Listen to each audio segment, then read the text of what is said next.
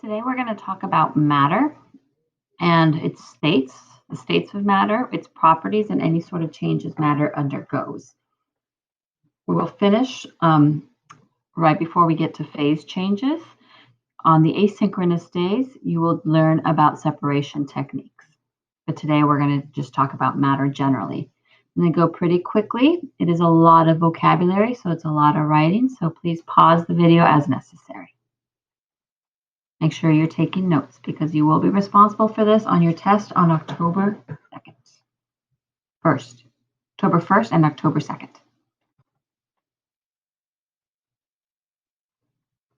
Okay, so what is matter? Well, matter is everything. Anything that occupies space and has mass is matter. Anything that occupies space and has mass. Those are the two things. You need to have some weight and you need to occupy space. There are 3 states of matter that we worry about in this class. Well, technically 4, but there's 3 states that we worry about in this class. As you get to more advanced chemistry classes, you'll talk about other states of matter, but the 3 that we talk about in this class, we have solids, we have liquids, we have gases, and the 4th one that we're not going to really talk about in this class, other than just mentioning it right now, is plasma. Okay, your solids, with solids, you've got your molecules all packed closely together and very organized. That's a solid. As you put some heat to it, so think of like a block of ice, as you put some heat to it, what's going to happen? Your ice is going to melt and you're going to become a liquid as you add heat to it. Then if you add a little more heat to that liquid, you're going to vaporize. You're going to become a gas, either via evaporation or via boiling. You'll become a gas. So block of ice, liquid water, water vapor. Those are your 3 states of matter we worry about. Okay, again, just remind you, if you have a solid, if you add energy to it, enough energy, it takes more energy for certain things than others, you will turn things into a liquid. So you can turn a rock into liquid if you add enough heat, enough energy. It can take a lot, but you can do it. That's why we have molten lava. If you add more energy to your liquid, more heat, you become a gas. And if you add even more energy, you can become plasmas. That's like where your stars are. Okay? The state of matter changes as you add more energy. A lot of times that energy comes in the way of heat. Okay, so let's talk about what a solid is. A solid is a form of matter, a type of matter that has its own definite shape and volume. So if you have a block of ice, it's going to take up a certain amount of space, a defined amount of space, and it's going to have its own shape. Okay, so it's going to have its own shape and it's going to take up a defined amount of space or volume. Okay, a liquid, it's going to have flow. So it has its own volume. The volume doesn't change, but it's going to, because it flows, it can take the shape of a container. So if you have a little teeny tiny cup and a bucket and the same amount of water, the water is going to take up the space in the bucket. It's going to be very shallow, but in a teeny cup, it'll look less shallow because it's taking the shape of the container. Your gases don't have their own shape, and they also don't have their own volume. They're going to take the space, the shape of the container, and they're going to fill the entire volume of its container. So that means that gases, those gas molecules don't want to be near each other. So they're going to say, okay, I've got this much space available to me. I've got a room where I can fill up. And I'm going to try to maximize the separation between each individual molecule. So gases are going to take up the space. It's going to fill up the entire volume of a container. Okay. As you decrease the container size, then those molecules get closer together. As they get closer together, they're going to start vibrating, hitting each other. And that's when you have things that have a little bit more pressure because those gas molecules are hitting each other. Okay. Then you've got plasma, just so you know what it is. It's like an ionized gas. Ionized means that it has a charge. It's a gas where ions and electrons coexist. Okay, so like something like suns, some stars, great big ball of plasma, a lot of gas, a lot of energy, a lot of movement. But we don't worry about that in this class. It's beyond the scope of this class. Okay, so matter can be defined into, there's 3 classes of matter. We have mixtures, we have elements, and we have compounds. Matter is made up of 3 things. You can have elements, you can have compounds, and we can have mixtures.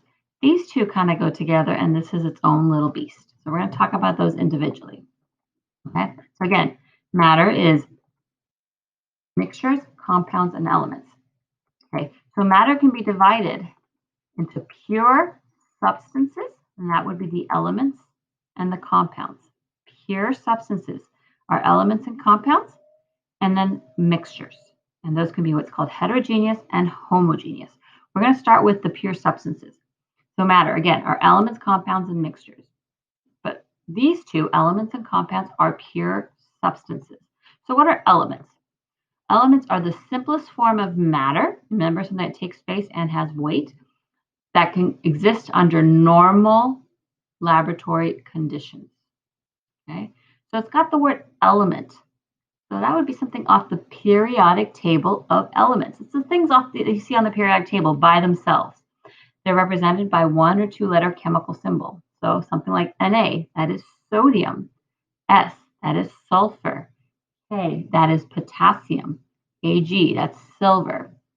These are straight off the periodic table. They are not chemically combined with anything else.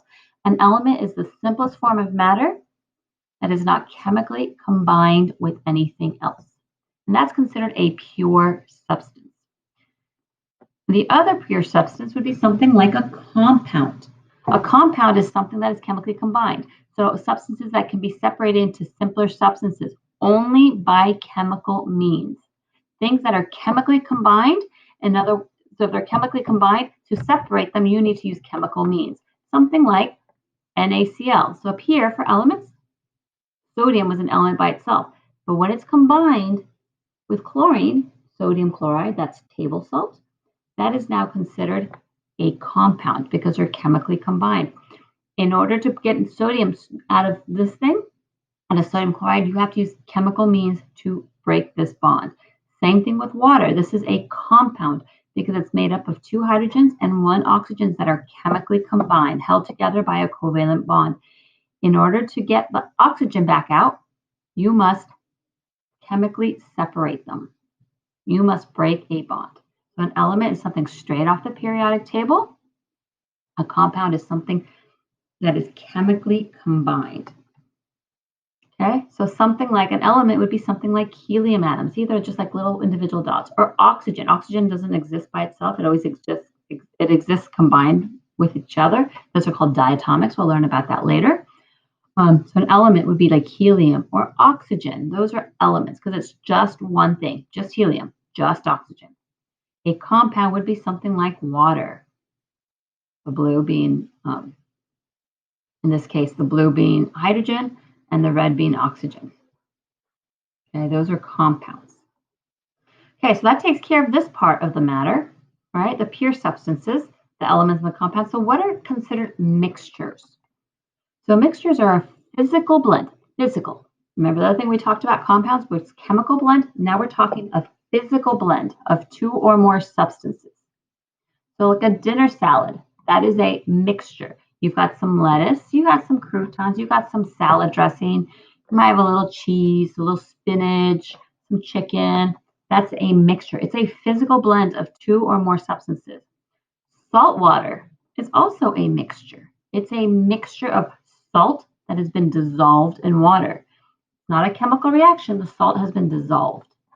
And you can get the salt back out of that water. If you evaporate the water, you'll be left with salt. It is a mixture. Okay? So a mixture can be separated by physical methods, where a compound cannot. Remember, we said if we want to get the hydrogen out of the water, you have to have chemical means to separate them. A mixture is the opposite. A mixture is a physical blend. So in other words, if you want to separate them, you use physical methods. And that's what you're going to be learning about, these physical methods. You're going to be learning about that during your asynchronous days later in the week. Okay, so these mixtures can then further be divided into 2 groups. You can have what's called a heterogeneous mixture, and you can have something called a homogeneous mixture. Okay, heterogeneous and homogeneous. Okay, a heterogeneous is let's look at the root word, hetero, that means different. So a heterogeneous mixture is a mixture that is not uniform in composition. In other words, it's different, it looks different. So a salad would be a perfect example of a heterogeneous mixture. because it's got lettuce and it's got croutons and it's got salad dressing, and you can see all those things with your eye. It's a mixture. They're mixed together. They're not chemically combined. You can see it's not uniform. Okay. A homogeneous mixture is a mixture that is completely uniform in composition. So something like salt water. If you look at a cup of salt water, you can't see the salt. You can't separate the salt from the water with your eyes. You can separate them physically later, but you can't tell the difference between them. So it's a uniform composition. Okay? So a heterogeneous, again, something like a salad, is a mixture with an uneven texture. And those components of the mixture can be detected with the eyes. Your eyes can see all the different individual parts. Something like a chocolate chip cookie is a heterogeneous mixture. You can see the chocolate chips apart from the dough. The dough is homogeneous, but the chocolate chips from the dough is heterogeneous. Chex Mix. You can see the Chex, you can see the pretzels, you can see the little, I don't know what these are called, bagel chips. That's a heterogeneous mixture. If you got like a little lava lamp or you put oil in water, you can see the oil and the water, oil and vinegar. Let's say you can see the oil and the vinegar, or you can see the oil and the water. You can see the different parts. They're mixed together. That's called a suspension. We'll talk about that in a little bit, but you can pick out the different parts with your eyes. A slice of pizza, that's heterogeneous as well, because you can pick out the pepperonis. You can go and pick out all the olives, because olives don't belong on a pizza. It's a heterogeneous mixture. This is your red blood cells. These are your cells. You can pick out all the different parts for your cells. Okay, M&Ms. You can take out all the green ones and eat those first, and take out all the blue ones because blue's weird for M&Ms. Didn't have blue ones when I was growing up. So you can pick all those out individually. It is a heterogeneous mixture. Remember, hetero means different. It's uneven composition. Okay, if you're eating some Heart Smart cereal, you can pick out the little marshmallows from the cereal. Put the marshmallows along on the side because those are gross. Okay, so homogeneous mixtures are a uniform mixture at the particulate level that consists of two or more substances in the same phase. What does it mean to be in the same phase? Both, like the two or more substances are in all liquids. They're all solids. They're all gases. Okay, so they're often referred to as solutions. If you have a homogeneous mixture, it's often referred to as a solution. So an example of a homogeneous mixture would be your coffee. Your coffee has water in it, and it's got whatever coffee's made up. It's got a caffeine, it's got all these things. But if you look at a cup of coffee, if you look at it, you can't tell where the caffeine is and where the water is and where the coffee is. Okay, it's a homogeneous mixture. If you're looking at a glass of non-pulpy orange juice, okay, you can't tell where the citric acid is. You can't tell where the fructose is. You can't tell where the water is, but it's all in there. It is mixed in a homogeneous manner. Okay, it's homogenized. Okay, if you have you can also have homogeneous mixtures of solids. Those are called alloys. So something like brass or 14 karat gold is an alloy. So the way you make a solid phase homogeneous mixture, an alloy, is that you get these solids and you melt them. You make them a liquid and you mix them really, really well, and then you let them cool down, and now you have a homogeneous mixture of a solid, and that's called an alloy. So a homogeneous mixture a lot of times is referred to as a solution, but if it's specifically a homogeneous mixture of a solid, it is called an alloy. The word solution is typically used for liquid mixture, homogeneous mixtures. Okay. Here we've got some water, and I'm not sure what's in here, but the point is that you can't tell what it is. It just looks like liquid. You can't tell if there's some molecules in there. Okay. Let's do some examples. So if you have Kool-Aid, you guys even drink Kool-Aid anymore? If you have Kool-Aid or fruit punch or one of your like juice boxes, you can't tell where the sugar is, but you know there's a ton of sugar in there, and the food coloring and the fruit juice and all those things. You can't tell, you can't separate them. It's a homogeneous mixture. Salt water, homogeneous mixture. Sugar water, homogeneous mixture.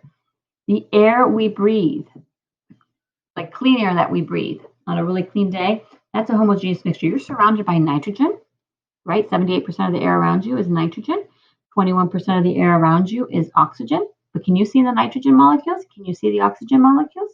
Can you see the CO2 that you are breathing? Can you see the carbon monoxide that's out there, or the NO or the NO2 that's coming out of that's in the air? You can't see those things, but it's there. It is a homogeneous mixture of gases. Salt water, sugar water, those are homogeneous mixtures. Air is a homogeneous mixture. Alloys are homogeneous mixtures. Now you've got a suspension. That's like oil and vinegar. That's a heterogeneous mixture that can settle to the bottom. You make a separation. You can mix it, but then it separates. It's called a suspension. Okay, something like a salad dressing. Okay, so just to remind you, your matter can be divided up into elements, compounds, and mixtures. Your elements and your compounds are pure substances. Your mixtures can be either heterogeneous or homogeneous. Okay. Let's look at these. Let's look at these representations. So let's look at number one. So what does this look like? You want to tell me if this is a pure substance? If it's a pure substance, is it an element or a compound? If it's not a pure substance, is it a mixture? And what's it a mixture of? So let's look at number one. And number one, let's look at each of these little circles, each of these little things together. So you've got two whites and one black. This is a compound. This is a bunch of compounds. Okay, just a compound, because it's just the same thing over and over and over again. This is probably water. Now, if you look over here, you've got these individual, like you got a bunch of white ones, you got a bunch of black ones. Okay, white and black. If this is not chemically combined to anything, those guys are elements. But we have several different elements. So this is a mixture, but specifically, this is a mixture of elements. Mixture of elements, like the air we breathe. Nitrogen and oxygen, let's say. Okay, now let's look over here. Well, we've got some of these things like that look similar to these. So those are compounds. We got a bunch of those. And here we have some, these are what's called a element, because it's the same guy together. See, they're the same guy together. So this is a mixture also, specifically of elements, like the two white things, and compounds. Okay. Now let's look at number four. Number four, this is a compound, this is a compound, this is a compound, this is a compound. This is a different compound. Okay, so this is also a mixture, but this is a mixture of compounds. Okay, now here we've got a bunch of just little black dots. Those are just elements. And here, this looks similar to this guy over here, except for it's a different compound, but those are just compounds.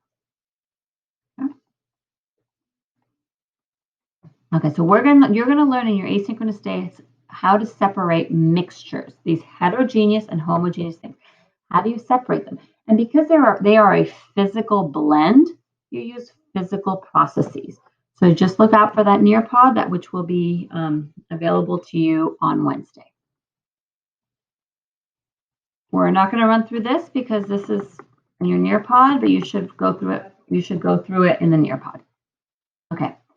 So going back to your pure substances, your elements, your compounds, they have a unique set of physical and chemical properties. All substances have a unique chemical and physical property. No two different substances, will behave exactly the same. They might behave in a similar fashion, and the periodic table tells you how they'll behave, but they're not exactly the same. That every single oxygen atom will behave the same way. Every single water atom, a molecule, will behave the same. Every single helium will behave the same, but water and helium will behave differently. And those are a unique set of physical and chemical properties. So let's talk about what that means. Physical properties are properties that can be measured or observed without changing the identity or composition of a substance. This is like the soul of the substance. Okay, you can observe it or measure it, but you're not changing what it is. Okay, the chemical makeup is not changing when these properties are observed. For example, the color. You can observe the color of something, and it's not going to change as you observe it. If it's changing, something else happened. You can observe, you can smell what a chemical smells like. You smelling it doesn't change the fact that it is gasoline.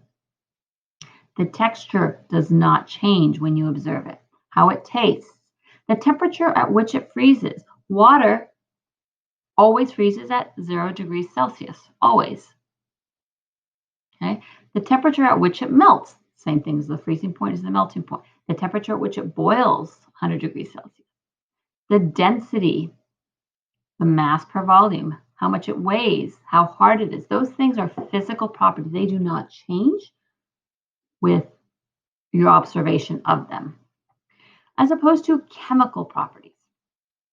These properties indicate how a substance reacts. That's the key word, reacts with other substances. These are only observed when the substance undergoes a chemical change. Undergoes a chemical change. Your chemical properties are how something reacts. Your physical property is its soul. Chemical property is how it reacts. When you put it in a situation, how does it react? Okay.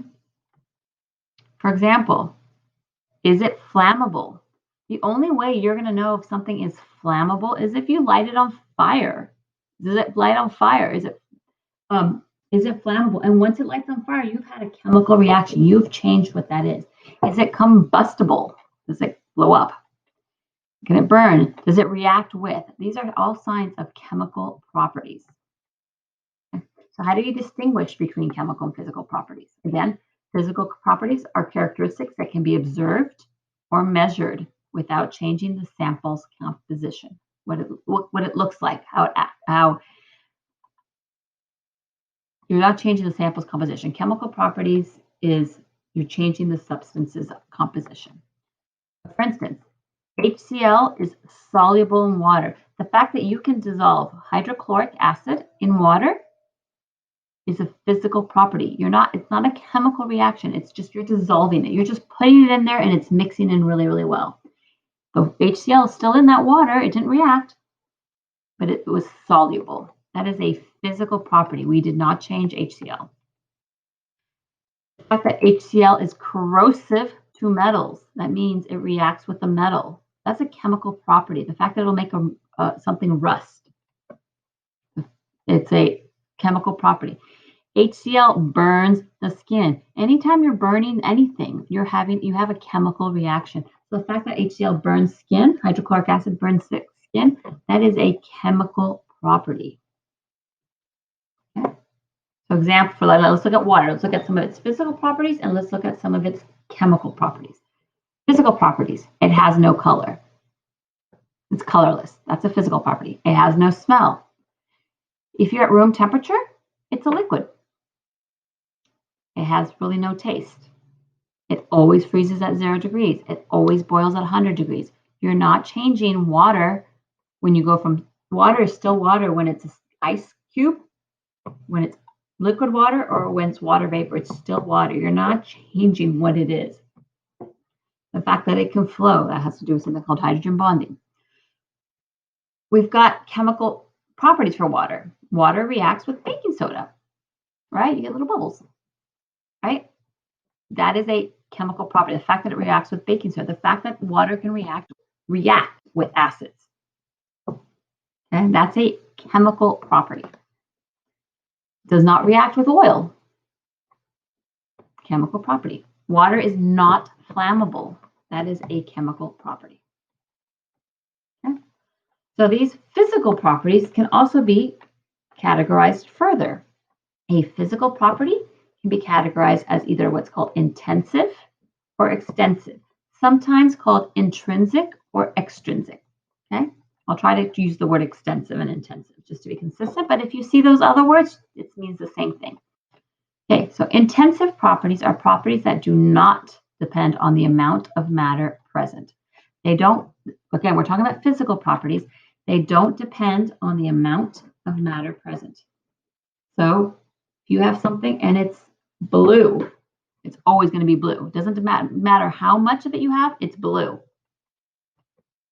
what it smells like. Water always has the same non-odor. Doesn't matter how much water you have, doesn't have an odor.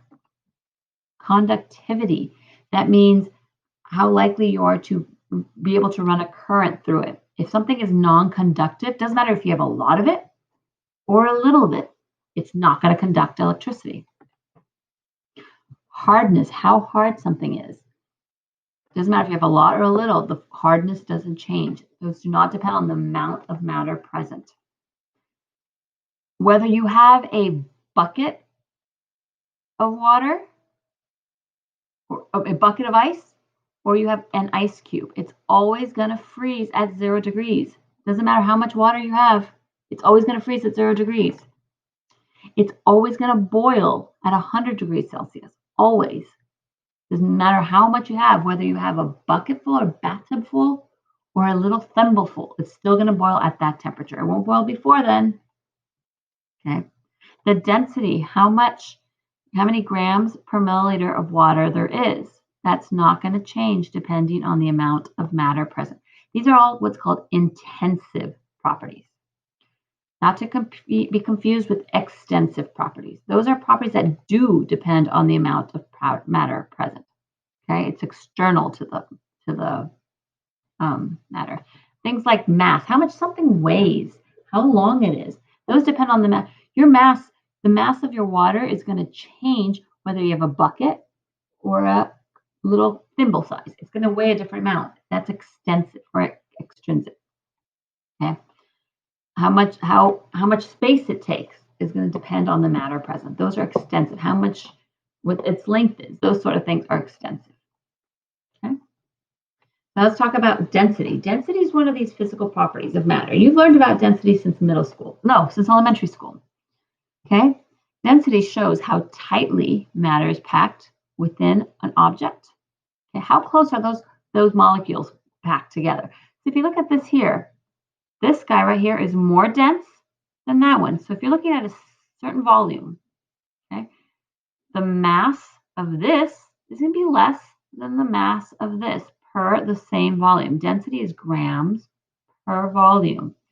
This guy is going to have a lower density, grams per milliliter, than this guy, grams per milliliter. Okay, it shows how tightly matter is packed within an object. Okay. The density of water, which you should know, but it's easy number to remember, is 1 gram per milliliter. 1 gram per milliliter. Anything that has a density greater than 1 gram per milliliter is going to sink in water because it's heavier. It's heavier. Anything that has a density less than 1 gram per milliliter will float in water. Okay? And if you have the same density, you're going to be kind of just suspended in it. So going along with that same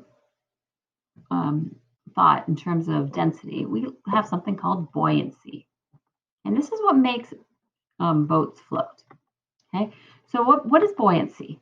Buoyancy is the ability of a liquid or a gas to push up on an object placed in it.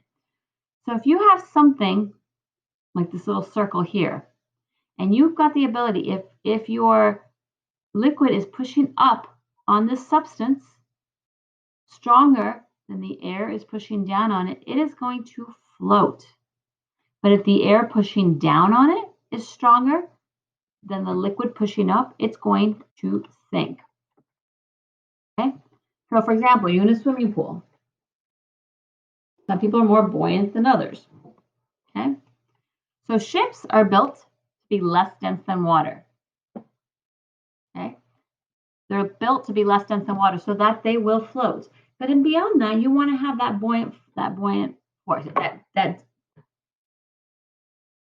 the ships are curved to displace the water around it and moves it out of the way. Okay, so but if a buoyant force is greater than the weight, then the object floats. The buoyant force, that's the force from below, is stronger than the weight, stuff on top, then it's going to float. Otherwise, it'll sink. And that's what Archimedes' principle says. It states that the buoyant force of an object is equal to the weight of the fluid displaced. Okay? If the buoyant force is greater or equal to the boat weight, the boat floats. Otherwise, it's going to sink. That's Archimedes' principle. Another physical property of matter we can talk about is viscosity. Viscosity is the measure of a material's resistance to flow. So if you think about it, think about water and ketchup, or water and maple syrup or syrup. Water, they're both liquids, correct? But water flows much easier than maple syrup, or much easier than ketchup. Okay? Here, ketchup has a higher viscosity because it is resisting that flow. Those molecules aren't sliding as well over each other in order to flow. They're both liquids, but one is more viscous than the other. Okay, so again, this is how we're going to break up our matter properties, our properties of matter. The first thing you're going to ask yourself is, are these properties determined without changing the identity of the substance? If you are changing the identity of the substance, you have now, these are now chemical properties. You change the identity, you are a chemical property. So then you ask yourself, how does the substance react in the presence of air? You can ask, how does it react in the presence of acid, water, base? What other chemicals? What happens if it's heated? These are all things you ask yourself in terms of its chemical properties. Okay, so let's say instead of answering no to the question, are these properties determined without changing the identity of the substance? If the answer is yes, then you're talking about physical properties. And those physical properties can be divided into intensive properties and extensive properties. So let's talk about the intensive again. Those are the ones that do not depend on the amount, the color, the taste, temperature it melts, temperature it boils, its density, its luster. That means how shiny it is, how hard it is. Those don't depend on how much you have. Or you've got your extensive properties, your mass, your volume, your length, its shape. Those are extensive properties, and it's going to depend on the size. It's depend on the amount of stuff you have. Okay. So we talked about properties, but now let's talk about what do physical changes look like. So a physical change is a change that alters a substance or appearance without changing its composition. You're changing what it looks like, but without changing its composition. So changes in state would be an example of a physical change. Melting, your ice cube melting. It's still water, but now instead of being a solid, it's now liquid. It's a physical change. It's not a chemical change, it's still water, but you've changed what it looks like. So a change in your state. Freezing, so the other way, going from a liquid to a solid, you're changing your state. Boiling, going from a liquid to a gas. Condensing, that's going from a gas to a liquid. That's what happens when like water condenses on your cup, on your glass. Vaporizing, that's like evaporation when you're going from a liquid to a gas. Subliming, this is when you're going from a solid to a gas. This is what dry ice does. Now that Halloween's coming around the corner, this is what dry ice does. You have a big block of dry ice, and it skips that liquid stage. It goes straight from a solid to a gas. That's called sublimation. Okay. Other things that are physical changes are cutting a piece of paper, cutting a tube of, I don't know, toothpaste. That's you're changing its physical appearance, but it's still a physical change. You're not changing what it is. You're not changing its composition. Bending something. You have a wire and you bend it. It's still the same wire. It's still made of the same stuff. You just bent it. Breaking it, right? Just tearing a piece of paper, breaking it, pulverizing it. That's making it into a powder. It's still the same stuff. You've just really pulverized it. Okay, those are all physical changes. Those are all signs of a physical change. So what does a chemical change look like? Chemical changes are reactions. They're chemical reactions. Okay? So one or more substances are going to react to form new substances with different chemical and physical properties. You're making something new. You're starting with one thing and you're ending with something new. The something new is going to behave differently than the original thing. It's going to have different physical properties. It's going to melt at a different temperature. It's going to boil at a different temperature. It's going to have a different color. It's going to have a different odor, many things. Your change is going to have, reactivity is going to be different. Okay? The beginning substance is different than the ending substance. This is a chemical change. Okay? For instance, rusting. When something rusts, it's because you had a chemical change. You have an oxidation occurring. When something burns, when something's burning a flame, that is a sign of a chemical change. Something gets corroded. Digestion, you're turning the food that you ate into some energy, something useful for your body, and then you have waste. That is a chemical change. The fact that you can breathe, that is, you're breathing in oxygen, and what do you breathe out? Carbon dioxide. Where did that carbon dioxide come from? A chemical change in your body while you're breathing. Decaying, things decaying on, you got some roadkill, let's say, and it decays on the side of the road. That is a chemical change. Okay? Chemical changes, chemical reactions can be described by chemical equations. You're going to have on the left side, you're going to have what's called your reactants, the things you started with, the things that are reacting together, and you're going to make a product. That little arrow, we call that yield. So we're going to say the reactants yield the product. Okay, for instance, iron plus oxygen. This is rust. Iron plus oxygen, giving you iron 3 oxide. This guy is rust. Okay, and it occurs with iron gets exposed to oxygen. Okay, this is a symbol for iron. This is oxygen. You're making iron 3 oxide. Okay. This is a chemical equation. So just remember, when you're doing these things, you need to remember the law of conservation of mass. In any chemical and physical change, matter cannot be created nor destroyed. Okay? You can't make something heavier. You can't make something lighter. You have to conserve the mass.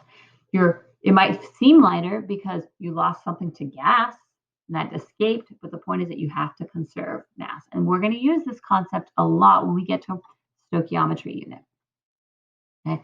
The mass of your reactants, the stuff that you started, must equal to the mass of your products.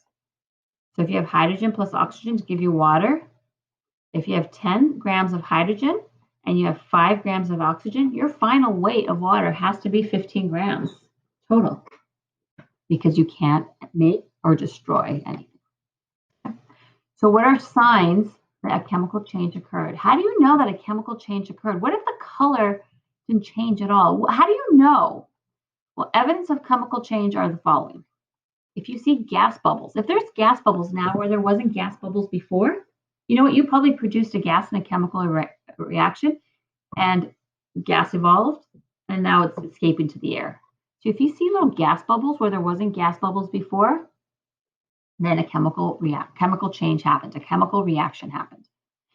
If you see a precipitate or a solid form, so you've mixed a couple things and all of a sudden you see a solid at the bottom of your test tube, let's say, where there was no solid before, that is a sign of a chemical change.